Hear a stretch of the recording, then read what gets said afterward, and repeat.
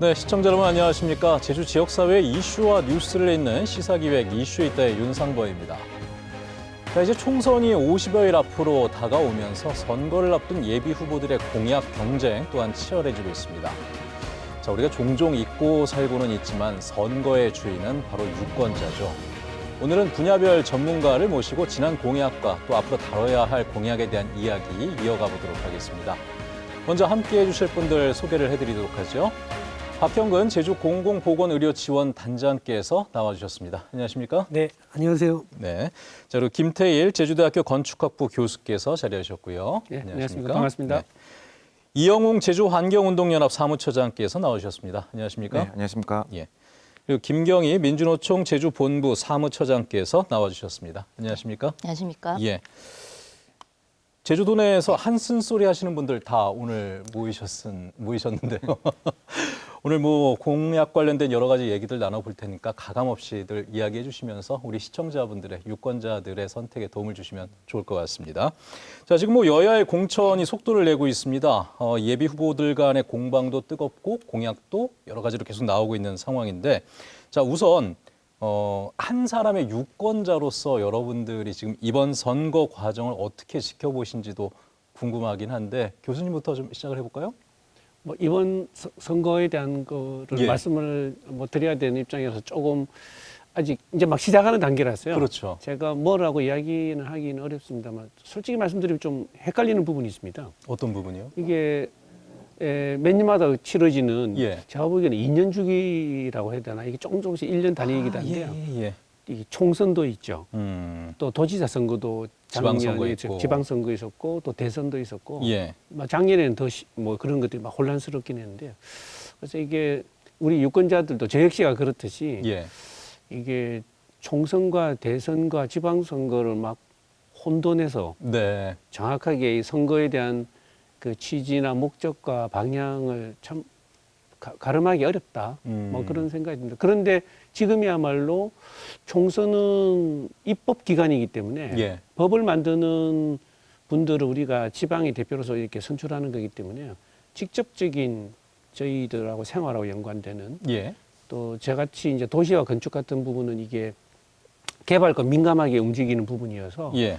그런 부분에서는 좀 유권자들이 유심히 또 차근차근 저 사람이 쓰는 어떤 그 공약의 단어들의 핵심들의 가치가 뭔지 이런 걸 좀 볼 필요가 있지 않을까 예. 그런 생각이 듭니다. 말씀하신 대로 입법 권력을 선출하는 그런 시기 아니겠습니까? 근데 이제 유권자들이 어떤 선택을 할지 그 부분에 대해서 이제 과정을 쭉 짚어본다면은 최근에 과정은 어떻게 좀 보셨습니까, 교수님은? 네, 지금 과정이 예. 총선거를 앞두고 각 정치 세력이 이번에 우리에게 표를 주시면 어떤 정책을 실현해서 예. 세상을 어떻게 바꾸겠다라는 내용보다는 네.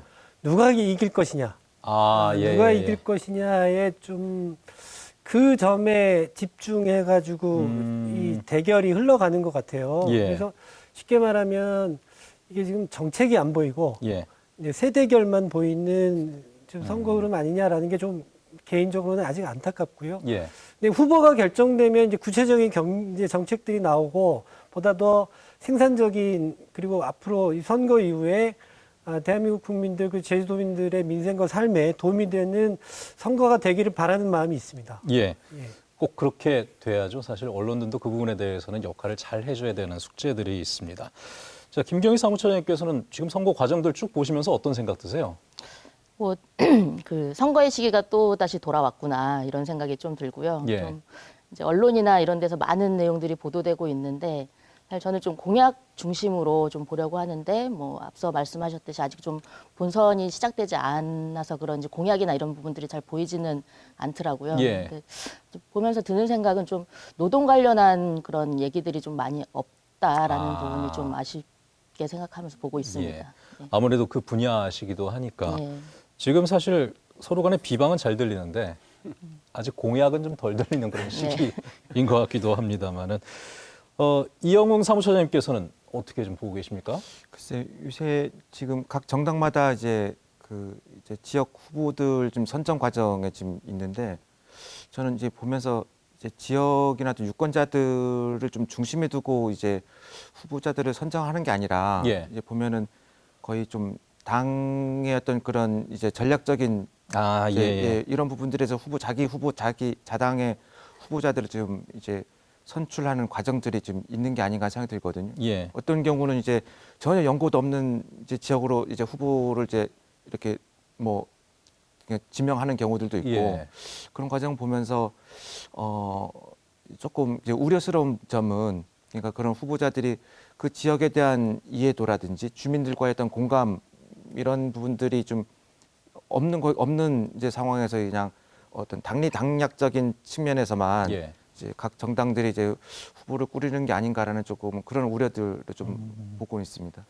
우리가 늘 정책 선거 얘기합니다만은 그 부분보다는 지금 공통된 의견들이 좀 있네요.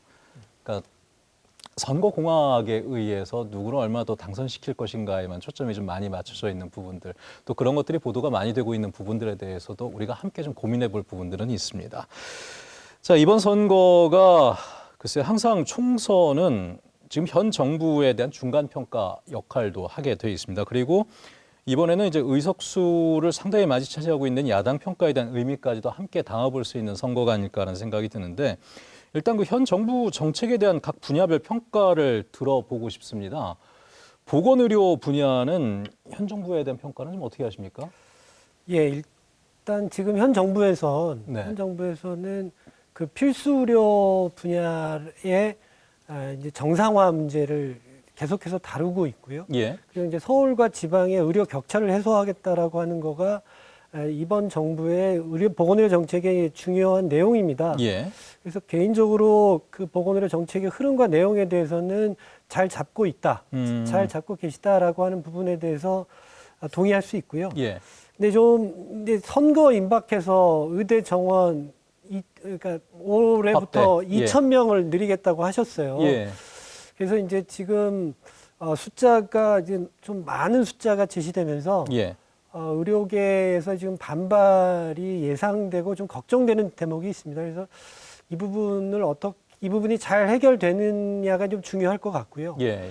그 다음에 이제 국회와 관련해서는 지금 21대 국회가 딱 그 개원한 시점이 코로나 팬데믹 시작한 직후였거든요. 그렇죠. 그래서 당시에 이제 그 여야 할 것 없이 국회의원 선거 앞두고 핵심 공약이 코로나 팬데믹을 잘 이겨내자. 그리고 코로나19로부터 조기에 우리가 일상 회복을 하자. 예. 이제 이 부분이 핵심이었고 실제 지난 21대 국회의 핵심 내용이 보건의료 분야의 핵심 내용이 이제 그 부분이었거든요. 관련해서 이제 뭐 지금 우리나라 국민 그리고 제주도민들이 익히 평가하시듯이 코로나19 팬데믹은 우리가 잘 극복했다고 평가할 수 있다고 생각을 하고요. 예. 근데 이제 그 와중에 보건의료의 다른 문제들이 좀 잘 다루어지지 못한 지점이 있습니다. 그래서 갑자기 이제 코로나 팬데믹 끝나고 뭐 응급실 뺑뺑이 문제라든가 예. 아산병원 우리나라 최대 병원이라고 하는 아산병원 간호사가 병원에서 이제 쓰러져도 병원에서 수술을 못하는 이런 문제들이 예. 이런 문제들을 좀 해결하기 위한 여러 가지 정책들이 나오고는 있는데 이런 부분들을 여야가 잘 해결해 주시기를 바라는 마음을 갖고 있습니다. 잘 안 됐다는 얘기시잖아요. 그 몇 해까지는. 네, 뭐 아직 충분하지는 않고요. 충분하지는 않고 이게 예. 좀 굉장히 어려운 문제라서 지속적으로 관심을 갖고 노력을 잘 해야 되지 않을까라는 생각을 갖고 있습니다. 그러니까 의료 격차를 줄이겠다는 대전제에 대해서는 방향을 잘 잡은 것 같다라는 평가를 하시면서 다만 이제 그 과정에서 나오는 의대 정원 확대 문제 같은 것은 이게 굳이 왜 선거 전에 나왔어야 되는 것인가에 대한 그런 의문을 좀 갖고 문제도 계시네요. 의혹도 지금 제기할 수 있죠. 제기할 예. 수 있고 의료계에서는 이제 그 부분에 강한 의혹을 갖고 있어서 예. 의사들의 그 실력 행사를 선거 시기와 맞물려서 진행하려고 하는 고민들도 아마 지금 내부적으로는 하고 있는 것 같아요. 예, 알겠습니다. 이건 뭐 국민 건강과 직결된 문제라서 관심이 없을 수가 없는 문제였고. 자, 김태일 교수께도 여쭤보고 싶은데 사실 뭐 도시계획과 관련된 부분, 부동산 문제를 같이 여쭤볼 수밖에 없을 것 같아요. 지금 이 부분에 대해서는. 부동산 관련 이슈는 이번 정부 들어서도 끊이지는 않고 있고 뭐 대책도 계속 나오고 있는 상황이고 여러 가지 그 평가들이 엇갈리는 측면들이 있는 것 같은데 교수님의 생각은 어떠십니까? 예, 뭐 어떤 입장이 있는가에 따라서 이제 평가하시는 기준이 판단 기준이 다를 것 같은데요. 예. 우리 박영 교수님 말씀하신 부분은 의료보건 쪽에서는 긍정적인 부분, 네. 코로나 극복이라는 근본적인 부분과 또 그 후속에 발생되는 문제도 부정적인 의견을 말씀하시는데 저는 굳이 말씀 안 드려도 현 정부에 대한 대통령 지지율을 보면 예. 뭐 평가는 충분히 설명드릴 수 있는 부분이 아닌가 하는 생각이 들고요. 자세하게 설명해 주셔도 괜찮습니다. 예, 뭐 20% 되니까 네. 20%의 지지율과 80% 정도 뭐 무당이라 이게 예, 지지 않은 거를 표시한 거를 뺀다 하더라도 적어도 60% 이상은 부정적인 부정적인 의견이라는 평가. 측면에서 보면 정책 전반에 대한 예. 신뢰도가 그렇다. 근데 이 국회의원에 대한 평가도 양당 민주 예. 국민의힘 같은 경우에도 30%잖아요 지지하는 게. 네네. 물론 이제 극과 극이 갈라져서 있지만 뭐 그것도 저는 그런 맥락에서 좀 시청하시는 분들이 이해하실 거라고 믿는데 그러면 부동산과 도시 정책적으로 한정해서 만약에 이야기를 해본다면 한다 그러면 저는 더 평가 낮지 않을까라는 아, 생각이 그래요? 듭니다. 기본적으로 이 부동산에 관련된 거는 이제 가진 자와 가지지 않은 자에 대한 시각에서 그걸 어떤 식으로 완화시키면서 모든 네. 사람들에게 공평하게 가느냐의 문제인데요. 지금 뭐 소득세 완화부터 시작해서 다양한 형태의 세금 완화는 전부 다 이게 조금 어느 정도 상위 계층에 있는 예. 사람들 위주에 초점을 두고 있는 것은 맞는 말이거든요. 법인세 완화도 마찬가지고. 네네. 그러니까 제가 보기엔 그런 면에서 전반적으로 많은 사람에게 세금 혜택이 일반 서민들에게 돌아가는 정책이 아닌 소위 말하는 가진 자들을 중심으로 간다라는 측면에서는 좀 누구라도 다 인정하는 부분이 아닌가라는 생각이 들고요. 그런 부분에서는 오히려 부동산 가격이 상당히 완화됨으로 해서 활성화되고 이루어졌냐? 그렇지도 않거든요. 상당히 많이 경직돼 있고 예.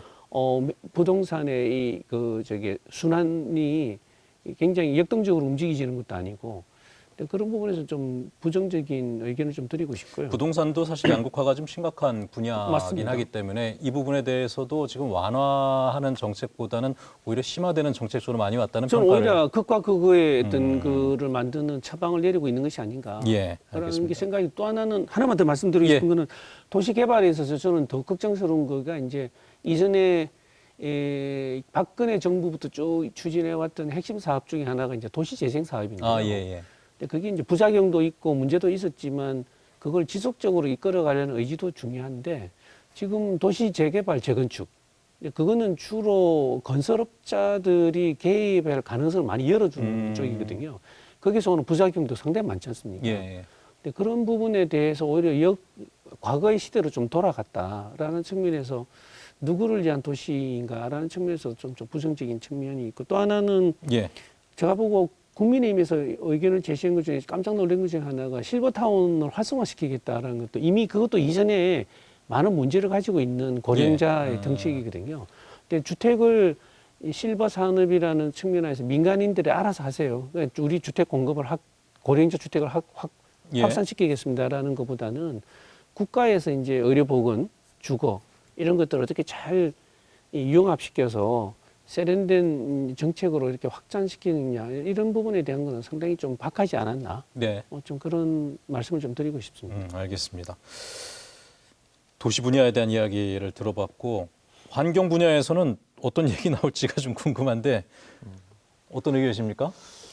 환경 분야는 사실 현 정부 출범하면서부터 좀 논란들은 좀 많았던 것 같아요. 특히 이제 전 정부가 추진했던 이제 그런 그 탈핵 정책들 같은 경우 이게 현 정부 출범하자마자 이제 이 부분에 대한 이제 뭐 반대 극부적인 이제 원자력 발전 확대 이런 식으로 좀 나가고 있는데 사실 이게 이제 이렇게 핵 관련된 원전 문제는 이제 그 이념적인 갈등이 아니잖아요. 근데 이게 굉장히 정치권에서는 이제 이념화 돼버리는 주제가 돼버리는 것 같고 예. 그래서 현 정부에서는 이제 그런 탈핵을 좀 이제 정책과 이제 전혀 이제 반대 방향으로 네네. 원전 확대라든지 이런 쪽으로 좀 추진하는 부분들이 있었고 잠깐만요. 친환경 정책이기 때문에 원전 확대를 얘기하고 있는 부분 아닙니까? 정부에서는?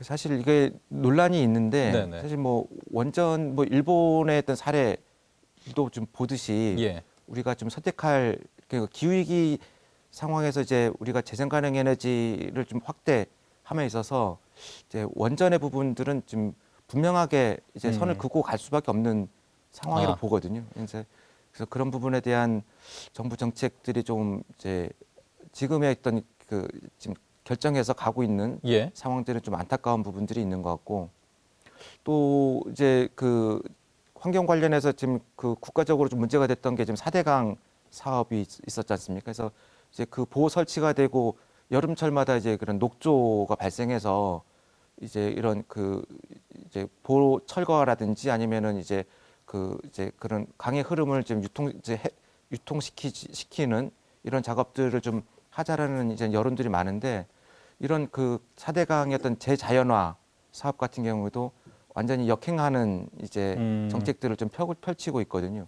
그래서 그런 부분이나 또 각 지역마다 어떤 그런 개발 사업들을 좀 많이 이제 그런 공약화하는 부분들 그리고 제주도 같은 경우에는 뭐 제2공항 같은 경우에도 거의 도민들이 이제 그 공론 과정에서 공론 절차를 거쳐서 제주 도민들이 판단한 사업인 결정인데 이제 현 정부에서 또 완전히 또 새로운 방향으로 이제 또 재추진하는 이런 과정들을 좀 보면서 현 정부에서 했던 환경 정책들은 많이 퇴행하는 게 아닌가. 또 최근에 제주도하고 이제 세종에서 이제 시범 실시되던 이제 일회용 컵 보증금제, 예. 보증금제 같은 경우만 하더라도 이거는 지금 기후위기 시대에 꼭 이제 반드시 이제 도입해야 되는 정책 중에 하나거든요. 근데 이 부분에 있어서도 중앙 정부가 완전히 이제 그냥 백지화시키는 이런 결정을 좀 하고 있는 상황이어서 지금 환경 분야에서는 좀 현 정부의 어떤 추진 방향에 대한 우려들이 많이 큰 것 같고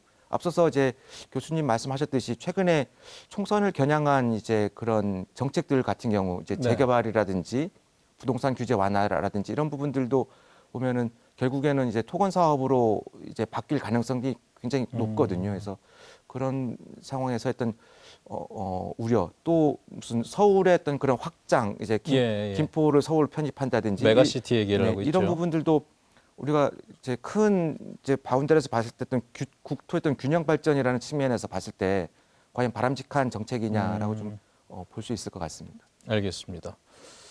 그럼 국회 입법기관인 국회에는 역할을 좀 제대로 해왔다고 보십니까?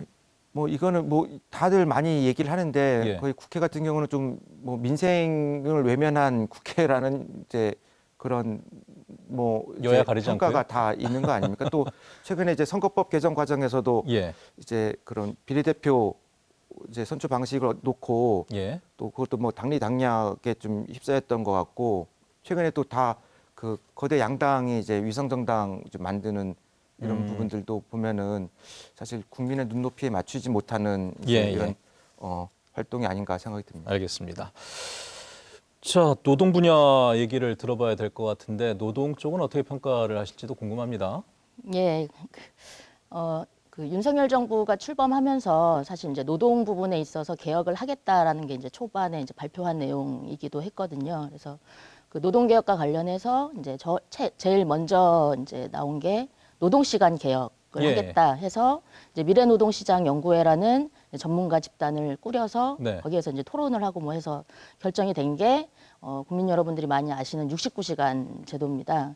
그래서 그 69시간 제도가 나왔을 때 이제 좀 대중적으로 반발이 컸고 그리고 또 특히나 그 윤석열 대통령이 좀 지지하고 있다라고 믿었던 MZ노조도 반대 입장을 내고 이러는 과정들이 좀 있으면서 이제 추진되지 않은 부분이 있고요. 그래서 그 과정에서 좀 이제 정부가 이제 노동에 대해서 어떻게 인식을 하고 있는가를 예. 좀 본 것 같고 또 하나는 지금 플랫폼 노동이나 이제 그 프리랜서 노동자들이 고용 형태가 많이 변화되면서 이제 늘어나고 있는데 사실 이 부분에 대해서 노동권을 보장하기 위해서 이제 사용자 개념을 늘린다거나 뭐 노동조합을 할 수 있는 권리를 높인다거나 이렇게 해서 노조법 2, 3조 개정이 이제 최근에 국회를 예. 통과했었는데 이걸 이제 대통령 거부권을 행사하면서 이제 무산이 되었던 거죠. 그래서 이런 몇 가지 사례만 보더라도 지금 어쨌든 윤석열 정부에서는 노동을 좀 반노동 정부가 아닌가라고 저희가 평가를 하지 않을 수 없죠. 예. 없는 상태이고.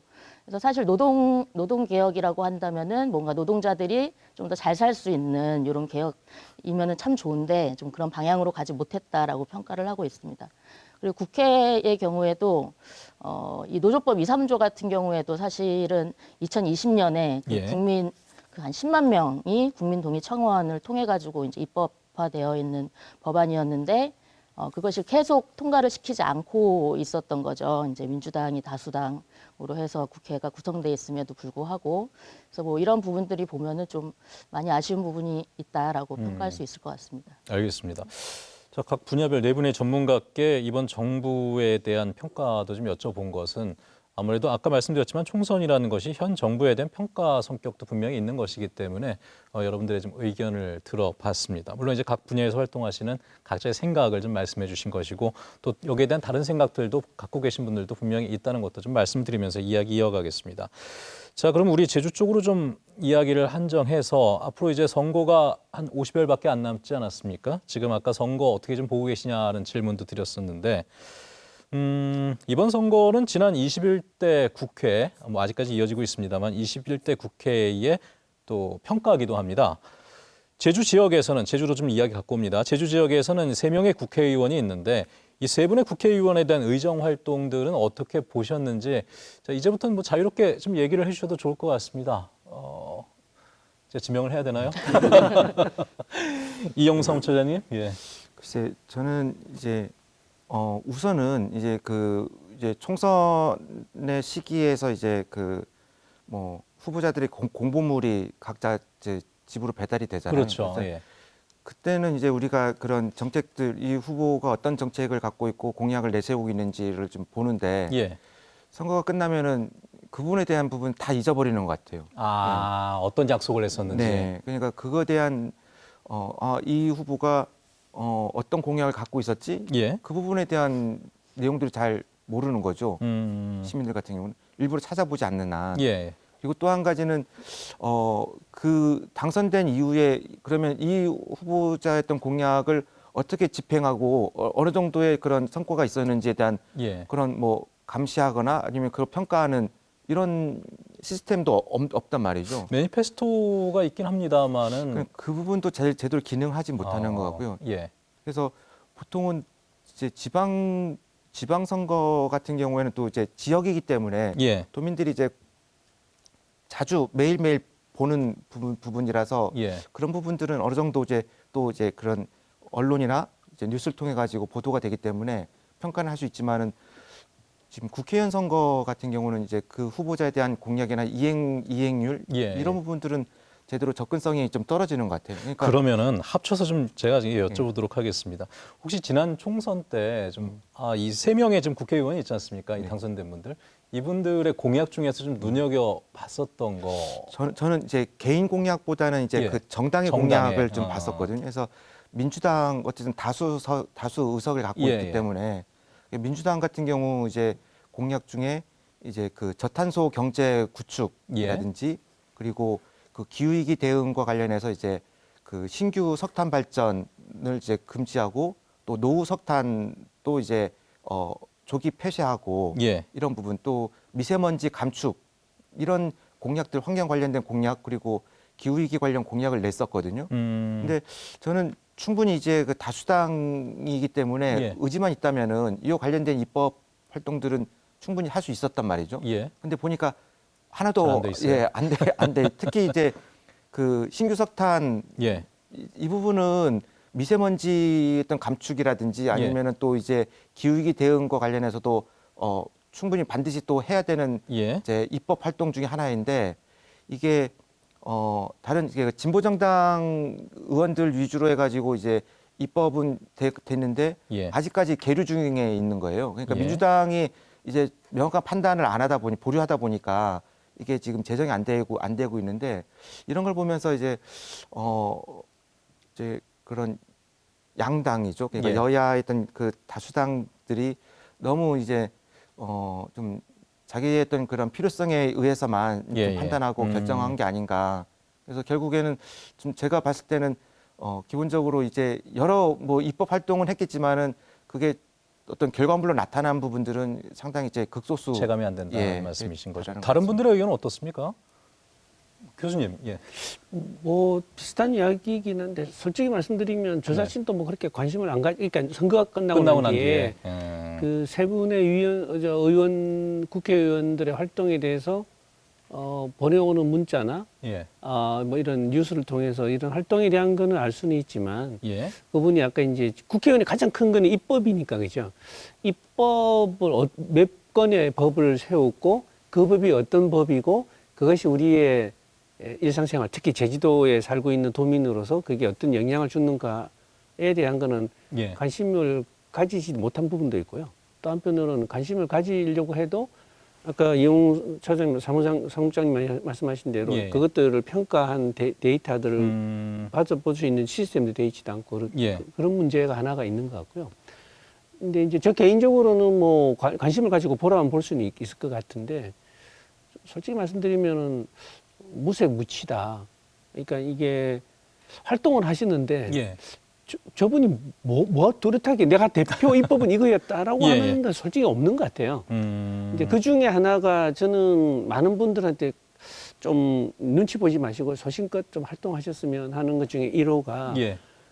이제 저는 제2공항 문제. 네, 제2공항 문제는 국가의 대사이기도 하고 또 지역 문제의 갈등의 핵심 연결고리잖아요. 이건 뭐 환경 도시 측면에서 다 들여다볼 수 있는 문제니까. 맞습니다. 그러니까 예. 이제 이게 특별법하고도 연관되는 부분도 연관돼 있고 뭐 예. 이게 뭐 배후 도시의 이제 지역 개발하고도 연관돼 있기 때문에 그런 부분에서의 그 세 분이 각각의 3인 3색의 새로운 제주를 발전을 위해서 이렇게 했던 결과들을 가지고 하면 좋았을 텐데 예. 그런 것이 없었다. 근데 그건 결국은 뭐 예를 들면 위성건 의원 같은 경우는 뒤늦게 나는 제2공항은 이렇게 하겠다는 의견을 예. 좀 나타내는 그러다 보면 이제 그 지역에서 또 반대표가 나오고 하는 이 예. 이상한 어떤 모양새로 이끌어가는 부분도 좀 안타깝게 생각이 들고 개인적으로는. 소신들을 좀 명확하게 밝혀줬으면 좋겠다. 예. 이제 거기에서 정당과 정책으로서 이렇게 선명하게 대립 예. 또 그걸 극복해 나가는 과정에 새로운 좋은 정책들이 발굴이 되고 될 건데 그런 게 없었다는 게 또 좀 걱정스럽다는 생각이 듭니다. 알겠습니다. 두 분께는 차라리 이렇게 여쭤볼게요. 지난 그 세 분의 지금 국회의원이 활동을 하고 계신데 세 분의 국회의원도 그렇고 정당들도 그렇고 지난 선거 때 공약들 중에 기억나는 거 혹시 어떤 것들 좀 있으신지 눈에 확 떠오르는 거 있으십니까? 이게 근데 사실 아까 두 분도 지적을 해주셨는데 좀 현실적인 부분이기도 하거든요. 지난 선거 때 참 치열하게 뭔가 토론도 많이 하고 공약들도 많이 나왔던 것 같은데 지나고 나면은 기억이 잘 안 나는 부분들이 분명히 있는 것 같습니다. 그러면 지난 세 분의 국회의원의 의정 활동에 대해서는 어떻게 평가하시는지 질문을 드려본다면은 김경인 사무처장님 예. 어떻게 사실 저도 이제 좀 찾아봤습니다. 과거에 공약이 어떤 부분이 있었는지. 근데 이제 노동 분야에 있어서는 사실 공약이 크게 많지 않았고 또 있더라도 이게 이제 일자리 확충 이런 내용으로 이제 공약이 들어가 있는 상황인데 예. 그래서 지금 보니까 그 뭐 도민주도 성장해서 제주형 그 제조업을 도입하겠다 이런 공약이 하나 있었습니다. 예, 그래서 그게 근데 지금 상황에서 어떻게 추진이 되고 있는지 뭐 이런 거는 좀 찾아볼 수가 없었고 근데 실제 그 일자리를 확대하는 것을 얘기할 때 그 예. 일자리가 어떤 일자리냐가 사실 더 중요한 문제라고 생각을 합니다. 그래서 지금 제주 같은 경우에 지금 일하는 사람들의 격차가 굉장히 좀 많이 나고 있고 그 예. 격차가 그러니까 정규직과 비정규직의 비율로 이제 비교를 해보면은 전국적으로는 한 70% 차이가 나요, 임금 격차가. 예. 정규직이 100만 원 받으면은 비정규직은 70만 원 받는다는 얘기인데 제주 같은 경우는 지금 50%도 안 됩니다. 이게. 그래서 100만 원을 받는다 하면은 한 48만 원 비정규직이. 그만큼 이제 안 좋은 이제 임금이 낮고 이제 그런 불안정한 일자리가 많다라는 게 그 통계 자료로도 밝혀지고 있는 건데. 예.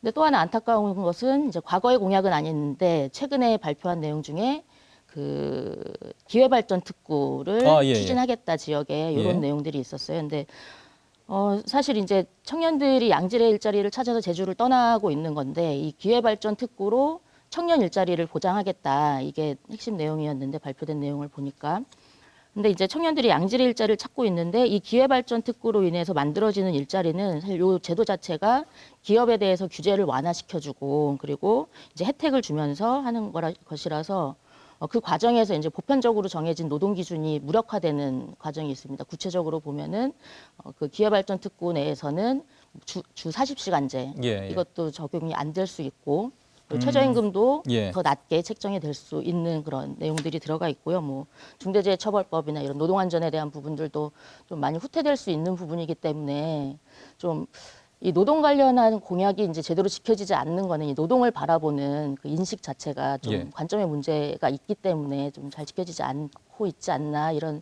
생각도 좀 들고요. 그래서 예.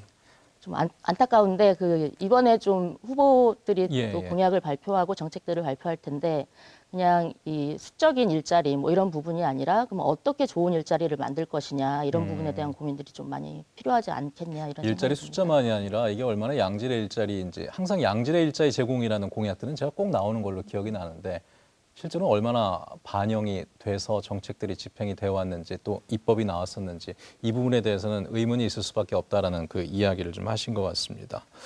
교수님은 어떠세요? 그 제주도 세 분의 국회의원, 예. 세 지역구의 국회의원 선거에서 그 제주시 두 지역은 네. 보건의료 관련된 공약이 잘 안 나옵니다. 근데 서귀포가 이제 좀 많이 나오죠? 예, 서귀포가 많이 나오고 서귀포 같은 경우에는 서귀포 의료원을 좋은 병원으로 만들겠다가 예. 이제 양쪽 후보에서 모두 다 나왔던 걸로 알고 있습니다. 좀 구체적으로 좀 변한 거는 예. 지금 서귀포 의료원 증축 공사를 하고 있거든요. 예.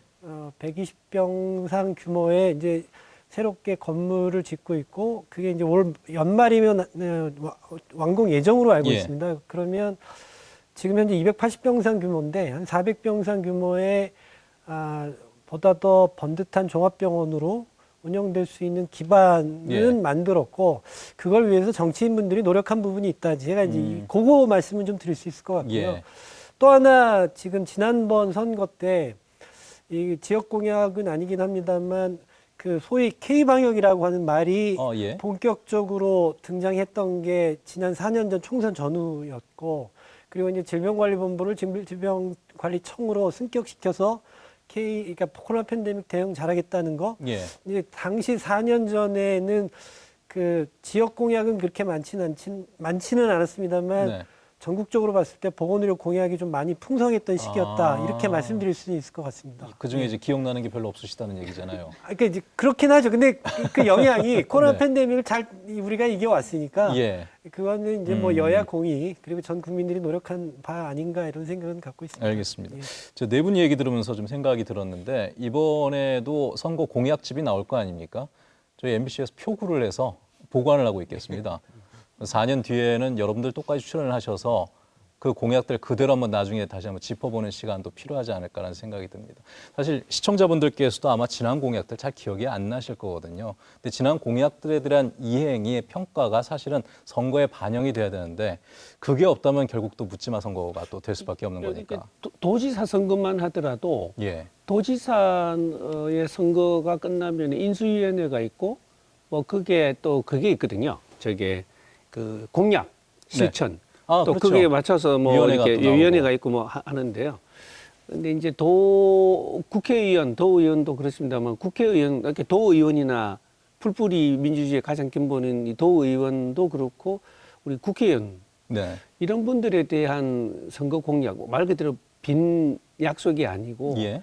정말 알찬 약속이 되기 위해서는 그런 뭔가 이렇게 평가에 네. 대한 것들이 좀 제도화되는 것도 저도 필요하다고 봅니다. 근데 그 제도화된 걸 근거로 가지고 예. 일반 유권자들이 조금 더 그것을 자기가 바라보는 판단의 기준에 근거로 삼는. 근데 저 같은 경우는 아까 조금 야박하게 평가를 했는데 예. 그거는 저는 이제 도시와 건축이라는 관점에서 너무 이렇게 개발 위주로 가는 거에 대해서 좀 다른 대안을 제시하고 예. 윤석열 정부의 정책을 뛰어넘는 그 법을 새롭게 개정하고 이끌어가는 노력들이 부족했다는 측면에서 박하지만 또 나름대로 보면은 도지사와 협업을 예. 통해서 같은 당이니까 예.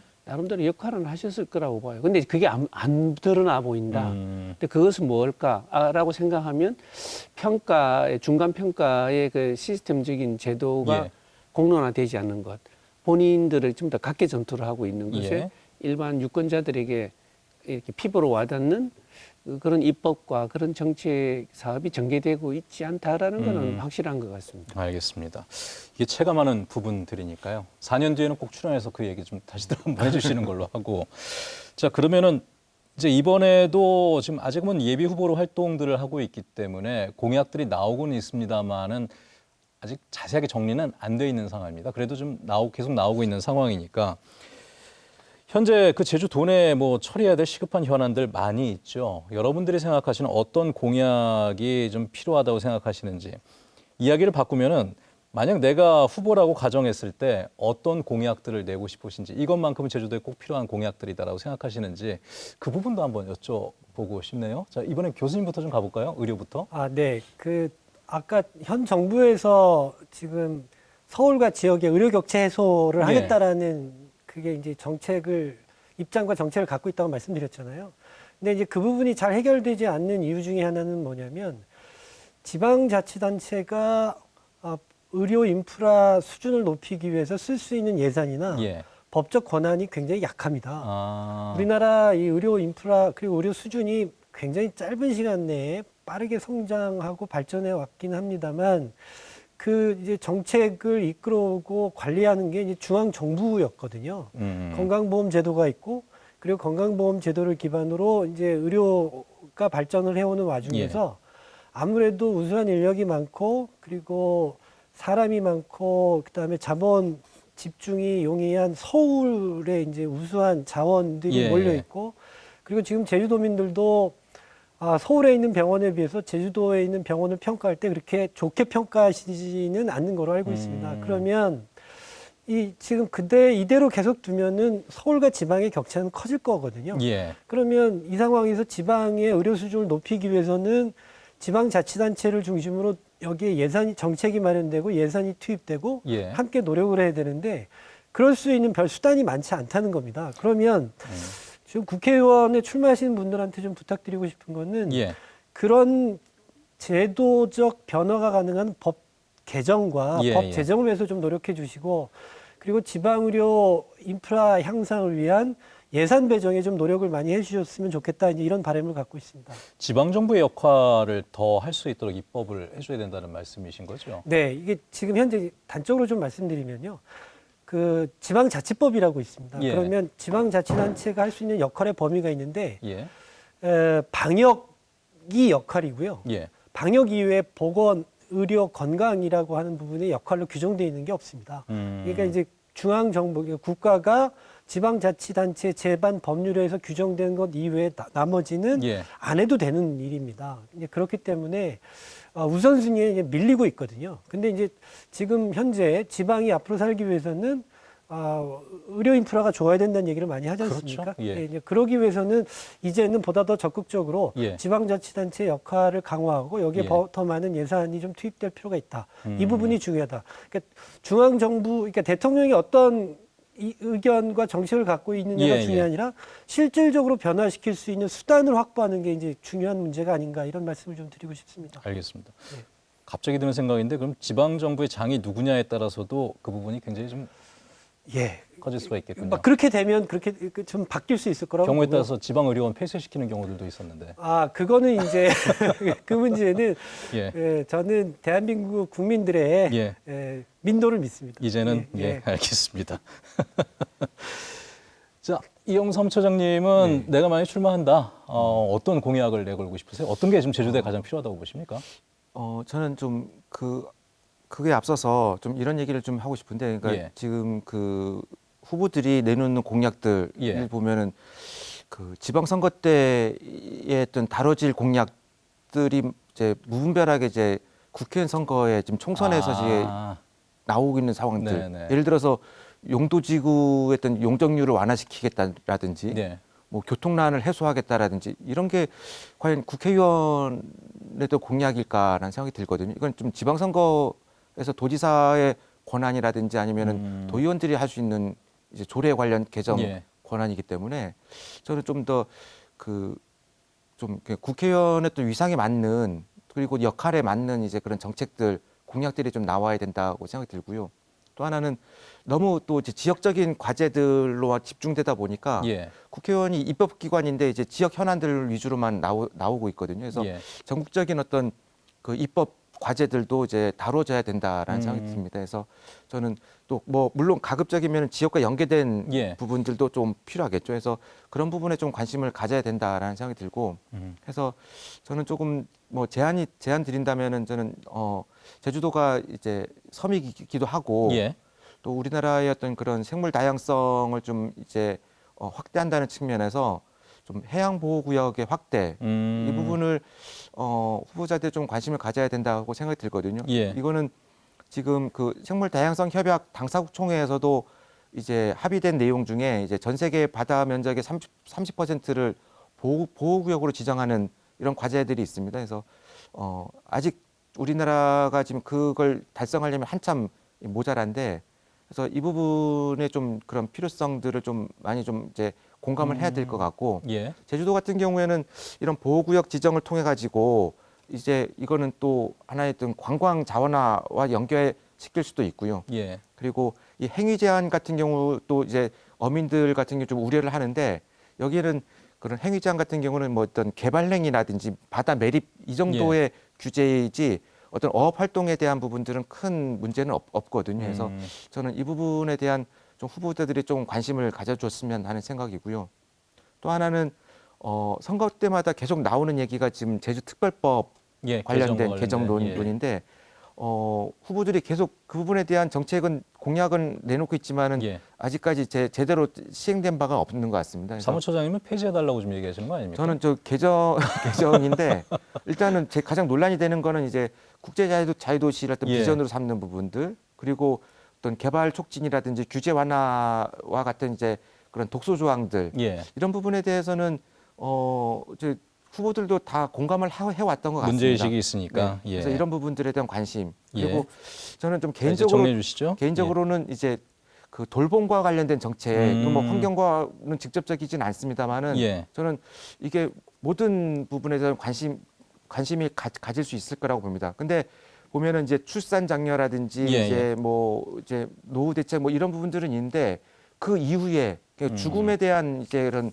공공성이라든지 어떤 지원 정책들은 예, 예. 없는 것 같아요. 그래서 저는 좀 이제 그 공공 장례 식이라든지 이런 부분들이 좀 필요하지 않을까. 그러니까 제가 요 사례를 찾다 보니까 프랑스 파리 같은 경우가 이제 코로나19라든지 폭염 문제 그리고 최근에 어떤 고독사나 무연고 죽음 이런 부분들이 늘고 있어가지고 장례 서비스를 좀 이제 제공하는 그러니까 장례비가 없는 예, 이제 해외 사례에도 사람들은, 그런 네, 것들이 있으니까 있어서 좀 반영을 해달라는 저는 좀 말씀이시죠? 우리나라도 그런 부분에 대한 좀 예. 관심을 좀 입법할 필요가 있지 않을까 네네. 생각을 좀 하고 있습니다. 알겠습니다.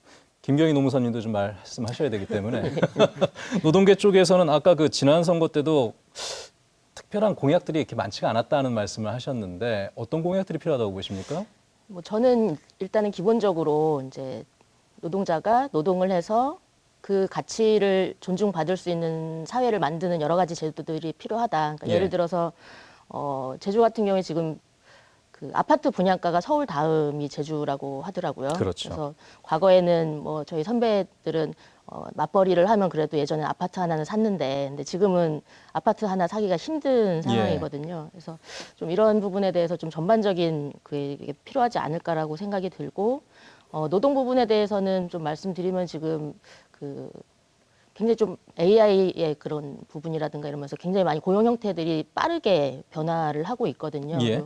기존에 이제 근로기준법이라는 것이 이제 보호법으로 존재하고 있지만 새로운 고용 형태에 따른 새로운 이제 보호 제도 그리고 노동권을 실현할 수 있는 제도들이 필요하다. 그래서 이 부분에 대해서 좀 입법 활동이 필요하지 않겠는가 이렇게 좀 생각을 하고 있습니다. 예.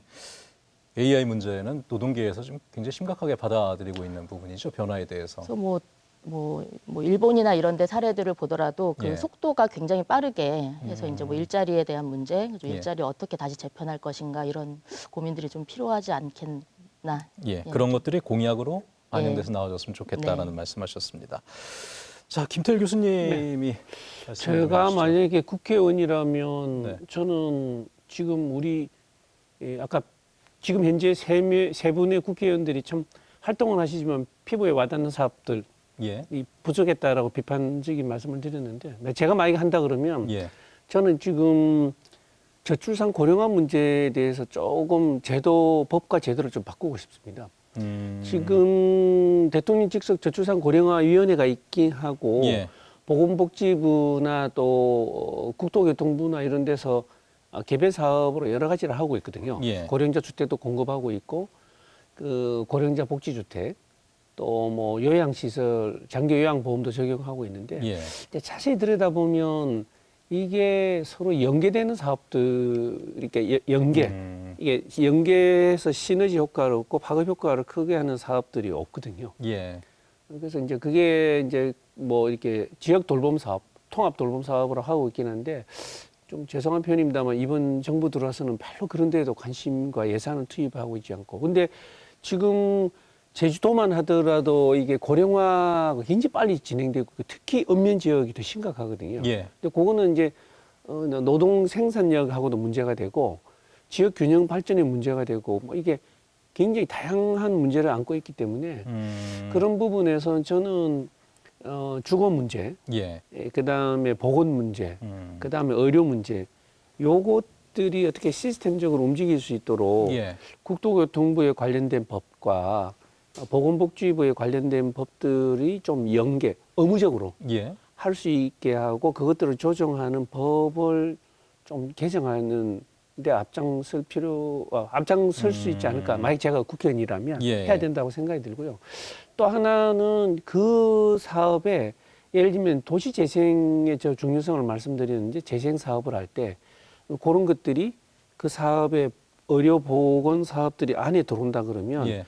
주거 환경을 정비하면서 자연스럽게 그 돌봄 사업이 이렇게 접목이 되거든요. 예. 예. 근데 그런 법적 근거도 뿐만 아니라 사업의 인식도 없는 거죠.